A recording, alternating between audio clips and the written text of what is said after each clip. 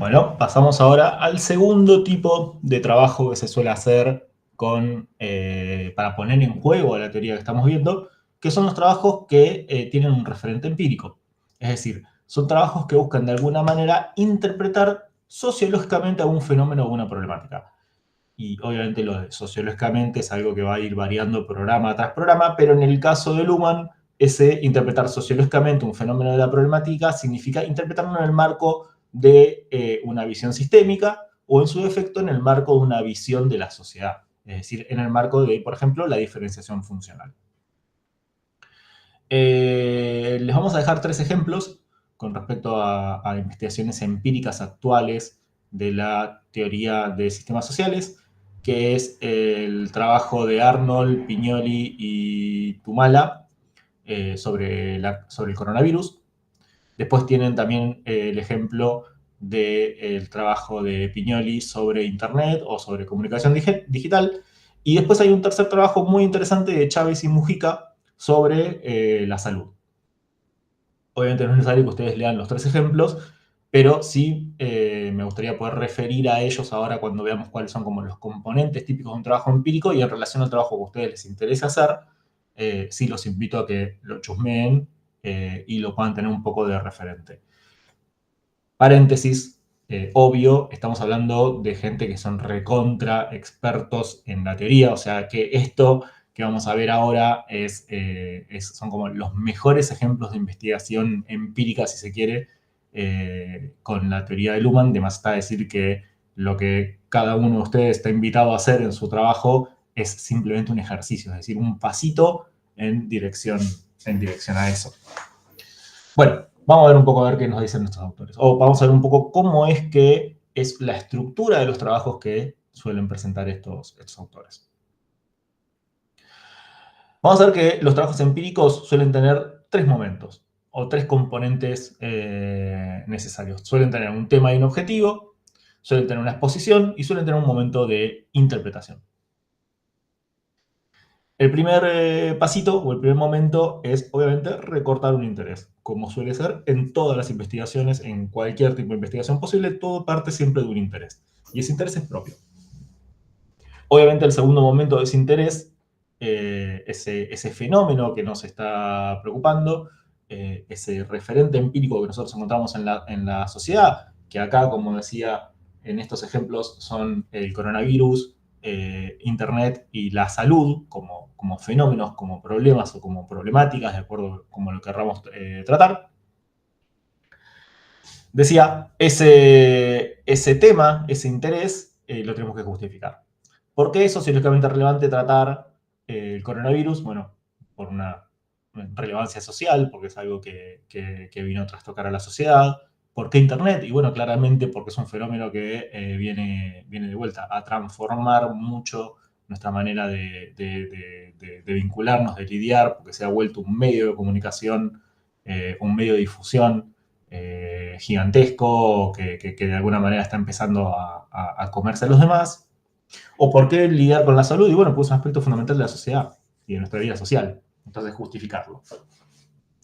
Y después, casi todos ellos lo que hacen es proponer, en torno a ese objeto, una clave empírica o una clave analítica. ¿A qué me refiero con esto de proponer una clave empírica o analítica? Por lo general, cuando nosotros establecemos un interés, lo que de alguna manera estamos empezando a plantear es un objetivo. Entonces, ¿qué es lo que queremos hacer nosotros con ese objetivo? ¿Lo vamos a querer interpretar? ¿Queremos traer información empírica acerca de ese tema?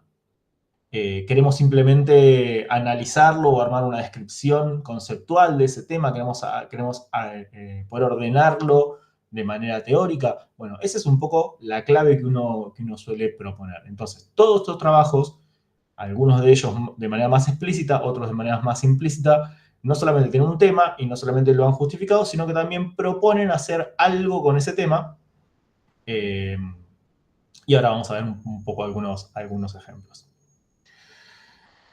Un segundo momento que suelen tener todos los trabajos es un momento de exponer el objeto. es el momento donde, en el marco de la teoría de sistemas complejos, decíamos, es el momento del recorte del complejo empírico. O sea que en algún momento todos estos trabajos arrancan por contar a ese objeto que nos interesa de una manera que no necesariamente está guiada por la teoría, sino que sí está guiada por aquello que a nosotros nos interesa de ese fenómeno. Son aquellos aspectos de los cuales nosotros queremos dar cuenta del fenómeno. Decía, en el caso de la teoría de sistemas complejos, a eso se le llama recorte del complejo empírico. En el caso del trabajo acerca de la pandemia, ellos lo llaman exploración del caso, y lo que ellos después hacen es ir a ver distintas comunicaciones sobre la pandemia. En el caso del trabajo sobre la salud, ellos proponen una historia, una visión histórica del fenómeno. Ordené estas cuestiones en grado de complejidad. Obviamente, una cosa es venir a simplemente exponer un caso sin mayor justificación de por qué se eligen ciertas voces. Eso está perfecto, pero es un primer paso. Una visión diacrónica de todo eso es mucho más complicado. Un estado del arte o una discusión de la literatura tiene que ver con cómo la ciencia ordena todo eso que acabamos de ver. Y todavía mucho más avanzado es la reflexión acerca de, bueno, cuando se discute y se piensa en estos fenómenos, ¿cuáles son los obstáculos epistemológicos que estamos viendo? Y esto, ustedes tienen un ejemplo de eso en el trabajo de Pignoli acerca de Internet. En todo este trabajo de exposición del objeto, solemos trabajar o con fuentes primarias, como por ejemplo podemos ir a ver lo que distintos sistemas sociales dicen de un fenómeno, o podemos trabajar con fuentes secundarias, es decir, podemos trabajar con el trabajo de otros autores que ya nos han hecho una exposición del tema que nos interesa. Si nuestro objetivo puede ser, o sea, si nosotros tenemos un objetivo tal vez un poco más empírico que necesariamente analítico, por ahí nuestro aporte al conocimiento de ese fenómeno está en venir a hacer ese recorte de las fuentes. Entonces, por ejemplo, frente a un tema que nos interesa, el que sea, el Big Data, podemos ir o la inteligencia artificial, podemos ir a ver cómo los medios masivos de comunicación refieren a ese fenómeno, cómo la ciencia refiere a ese fenómeno, cómo la economía, a través de sus propias comunicaciones, refiere a ese fenómeno, y eso nos va a comprometer a trabajar, por un lado, con diarios, por otro lado, con artículos científicos, y por otro lado, con documentos de venta, o documentos de cámaras empresarias, o legislación, o bla, bla, bla, bla, bla. Entonces, si nuestro objetivo es más empírico que analítico, o sea, está más cercano a esa reconstrucción de fuentes, por ahí esta parte del trabajo de la exposición del objeto es una parte que va a ser por ahí más grande que la parte de interpretación. Distintos trabajos han hecho, ponen el foco o cambian un poco el peso que le dan a estos dos momentos. Cualquiera de los dos está perfecto. Se entiende que si yo quiero hacer una descripción empírica, o sea, si yo lo que quiero es trabajar mayormente con fuentes, esa descripción que estoy haciendo está guiada por la teoría, en tanto que yo decido ir a hacer foco en comunicaciones particulares de sistemas particulares. Entonces, ahí uno tiene una hipótesis, si se quiere, teórica que guía empíricamente el trabajo. Entonces, esto, como decía, lo vamos a ver en todos los trabajos. Todos los trabajos suelen tener un momento en el que le dedican a la exposición del objeto. Ahí está. Y después, casi todos los trabajos que podemos ver en términos de que utilizan la teoría de sistemas sociales para analizar un fenómeno empírico, por lo general suelen llevar como dos grandes variantes, dos grandes caminitos. Están los que vienen a decir, che, tal fenómeno es un fenómeno complejo, poniendo el foco en distintas miradas fragmentarias del fenómeno, en lo múltiple. Es esa idea de complejidad que tiene que ver con aquello que está compuesto por un montón de elementos distintos. Entonces, por ejemplo, venía a decir que el aborto, como habíamos visto en el ejemplo, es un fenómeno complejo. ¿Por qué complejo? Y bueno, porque podemos ver que el aborto es un tema que lo podemos indagar económicamente, políticamente, artísticamente, etcétera, etcétera, etcétera, y que no hay una única manera o forma en que socialmente se pueda entender ese fenómeno. Entonces, ese tipo de manera de entrarle a la interpretación, a la lectura del fenómeno, es uno que apunta a dar cuenta de la complejidad del fenómeno. Cuando aceptamos ese tipo de trabajos, por lo general se nos vienen a imponer algunas preguntas. Como por ejemplo, queremos ver cuáles son las descripciones que se hacen en cada uno de estos sistemas, en cada una de estas comunicaciones. Y cuáles son los puntos ciegos, es decir, qué es lo que la economía ve que no ve la ciencia. ¿Qué es lo que la ciencia ve que no ven los medios de comunicación? ¿Cuáles son los tiempos en los que se elabora? Esto es algo que está, me parece, bien tratado en el trabajo de la pandemia. Van a ver que se le exige a la política tiempos que la ciencia no tiene. Entonces, lo que podemos empezar a ver es que en esa construcción, en esa observación que se hace, por ejemplo, de la política con respecto al coronavirus, se trabaja con tiempos que son propios de la política, pero que no son posibles a los tiempos de la ciencia. Mismo el caso de, bueno, ¿cuáles son los símbolos? ¿De qué manera la política refiere al coronavirus? ¿De qué manera la ciencia refiere al coronavirus? ¿Cuáles son los neologismos que inventa? ¿Cuáles son las palabras? ¿Cuáles son las metáforas? ¿Cuáles son los canales propios de la comunicación en que se da esa comunicación? Todo eso, toda esa descripción tiene que ver con que nosotros estaríamos haciendo una observación de segundo orden. ¿Qué significa o por qué una observación de segundo orden? Porque nosotros en ese caso lo que estamos haciendo es observando cómo los distintos sistemas observan ese fenómeno en particular. Y nosotros, al observar cómo cada uno de esos sistemas observan y además al tener la posibilidad de comparar, lo que podemos empezar a ver es cuáles son las determinaciones estructurales que llevan a que la política vea el coronavirus de una manera o que lleven a ver cómo es que la ciencia vea la inteligencia artificial de una manera en particular, que no es la misma manera en particular en que la va a ver otro sistema. Entonces, hacer esa conexión de pasar de la descripción de lo que ellos ven al por qué nosotros creemos o cuáles son los aspectos o los factores que inciden en esa construcción, en esa observación que hace cada sistema, es propio de una observación de segundo orden que lo vincula con sus determinaciones estructurales. Una segunda manera de problematizar un fenómeno complejo es en relación a, bueno, ¿y cómo se presenta la sociedad?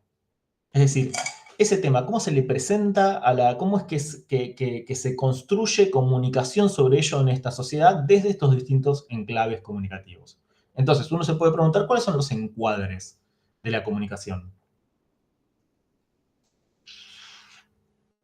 ¿Cuál es la semántica? ¿Cuáles son las construcciones que distintos sistemas hacen en torno a eso? E incluso hasta uno podría pensar, ¿no hay una forma que en última instancia cruce a todos ellos? Nosotros vimos a lo largo de esta materia, o referimos varias veces, no lo trabajábamos en detalle, pero lo hemos referido varias veces, por ejemplo, a la forma riesgo-peligro que trabaja Luhmann.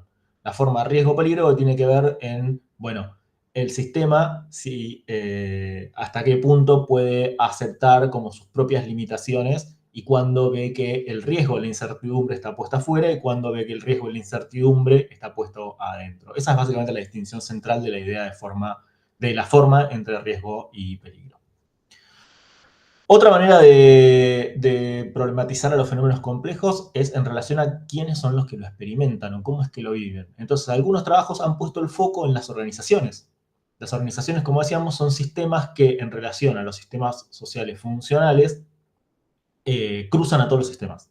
Las organizaciones son a la vez políticas, económicas, científicas, etcétera, etcétera, etcétera, porque las organizaciones, incluso las que están orientadas a una función particular, como por ejemplo las universidades, están orientadas a la ciencia o a la educación, y uno podría decir, esa es la lógica, la que guía su dinámica, aún así tienen que pagar salarios, aún así tienen que pagar la luz, aún así, etcétera, etcétera, etcétera. Entonces, las organizaciones tienden a cruzar a todos los sistemas sociales funcionales. Y pasa lo mismo con las personas. Las personas, digo, nosotros experimentamos el coronavirus de diversas maneras, que están cruzadas por la política. Entonces, para nosotros el coronavirus se vuelve, por ejemplo,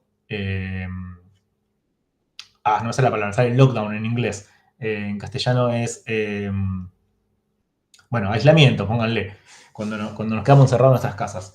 Entonces, políticamente la pandemia se ve de esa manera. Científicamente, para nosotros, la pandemia se vuelve con empezar a ver científicos en las comunicaciones diarias. Entonces tenemos un ministro de salud que habla todos los días, que nos cuenta los avances de los papers y bla, bla, bla, bla, bla, etcétera, etcétera, etcétera.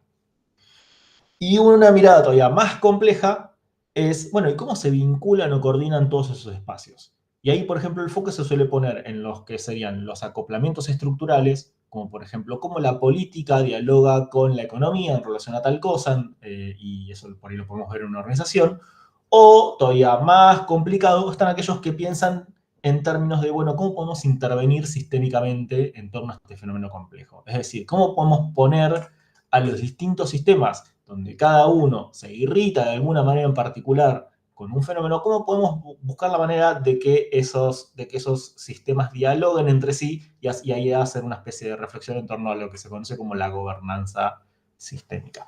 Eso obviamente es ya un objetivo de recontra máxima porque supone todo lo anterior que venimos diciendo.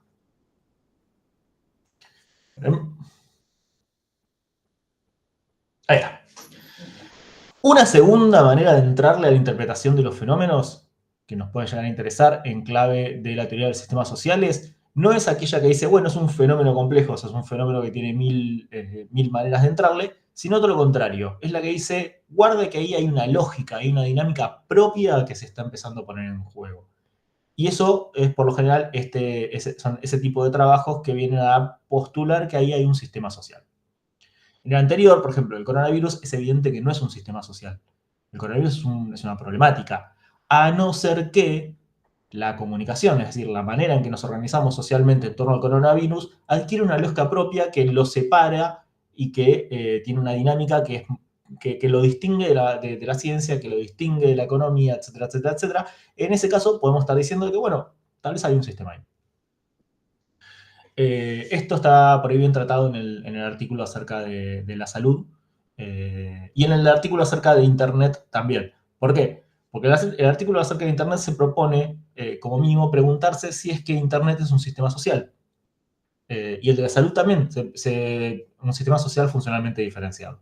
El de la salud se propone si es que la salud es un sistema socialmente funcional, perdón, un sistema social funcionalmente diferenciado de la misma manera en que lo es la economía, la política, la ciencia, etcétera, etcétera, etcétera.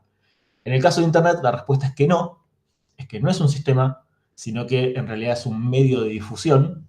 Pero bueno, se hace todas las preguntas que se tiene que hacer para poder responder que no. Y en el caso del trabajo de la salud, la respuesta que dan los autores es que sí es un sistema, que sí tiene una lógica y también se vuelve a plantear algunas cuestiones.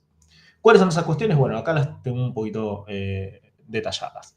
La primera pregunta es si es un sistema o en su efecto si es un medio en el caso de Internet, es la respuesta que nos van a terminar dando. Lo primero que nos podemos preguntar ¿es recursivo? O sea, ¿hay comunicaciones que se nutren de otras comunicaciones para poder armar algo en torno a eso? ¿Ese sistema distingue un entorno? Si distingue un entorno, bueno, ¿cuál es el código que se está armando? ¿Cuál es el código que de alguna manera le está dando una lógica a esta forma particular de entender el mundo que lo reduce a dos modos de pensarlos? Si se trata, por ejemplo, de las redes sociales, ese código puede ser like, no like, por ejemplo. Es una forma de entender al mundo que se posiciona desde las redes sociales. Y después la pregunta que por lo general se suelen hacer es, bueno, una vez que establecemos o que postulamos que hay un sistema, ¿cuál de estos dos lados del código pareciera que hace que el sistema funcione más rápido? O que funcione o que despliegue mayores operaciones. En el caso de la ciencia, el sistema por lo general suele ser la falsedad, por ejemplo. La ciencia entiende el mundo en términos de verdadero o falso, pero la ciencia opera mucho mejor con lo falso, porque frente a lo falso se dan discusiones, se dan un montón de cosas, mientras que frente a lo verdadero queda ahí medio en carácter hipotético. Una segunda pregunta es si ya no solamente es un sistema, si es que nosotros además queremos un sistema social autopoiético, bueno, ¿cómo construye sus elementos? Esto es una pregunta bastante difícil de responder, eh, bueno, bastante avanzada también. Una tercera pregunta que también nos podemos hacer es si es que además de ser un sistema social y de ser un sistema social autopolítico, es un sistema social funcionalmente diferenciado, que es la pregunta que se hacen por el sistema de salud, en cuyo caso ya no solamente tiene que dar cuenta de comunicaciones recursivas que distingan a un entorno, sino que además tienen que responder una función social y tienen que responder un problema y van a tener que establecer para ello muy probablemente un medio de comunicación simbólicamente generalizado, que por lo general se suele dar antes que el sistema, o suele evolucionar antes que el sistema, y en relación al tratamiento de esas cuestiones se suelen poner en juego programas. Todo esto lo tienen, me parece, bien tratado en ese ejemplo que es el de la salud. Ahí me parece un poquito más. Otras preguntas que se suelen plantear en relación con quienes vienen a postular que hay un sistema social en torno a algo es la pregunta de, bueno, ¿y cómo opera entonces el sistema? ¿Cómo se da la comunicación en torno al sistema? El trabajo, por ejemplo, de Pignoli sobre Internet, que de vuelta no es un sistema, pero es un medio, que es algo bastante parecido a un sistema de alguna manera, si bien no tiene todo esto que veníamos diciendo, o sea, Internet no tiene una función, Internet no tiene un problema, Internet no tiene necesariamente un programa, pero sí tiene, por ejemplo, comunicaciones recursivas, sí tiene una manera de reescribir el mundo en su interior, que tiene que ver con esta cuestión entre información, bits, unos y ceros, lo digital, lo no digital, etcétera, etcétera, etcétera, etcétera. Y además tiene una forma particular de establecer el acto comunicativo. Ahí hay toda una cuestión que tiene que ver con esto que habíamos visto de vivencia, acción, o las dimensiones del sentido. Ahí, o sea, cómo es que se construye esa comunicación en particular suele ser una pregunta bastante central. Y otra manera de entrarle a la pregunta acerca de cómo opera en tanto sistema es, bueno, cómo incluye y excluye a las personas o a quien sea que toma parte de la comunicación en la comunicación. Y digo quien sea porque algo central que está pasando es que estamos empezando a ver que no solamente los individuos o las personas, o sea, los sistemas psíquicos son quienes participamos de la comunicación, sino que con los algoritmos, hoy por hoy en esa comunicación, nosotros los humanos hablamos tantos como hablan los algoritmos. Entonces, ¿cómo se incluyen y excluyen específicamente en ese tipo de comunicación a los aportes comunicativos de los sistemas psíquicos o algorítmicos o como sea que lo queramos tratar? Y una última pregunta que se suele hacer es ¿cómo opera la sociedad? ¿Cómo se vincula ese sistema con otros sistemas? ¿Cómo se da cómo es que se da su acoplamiento con otros sistemas en la sociedad?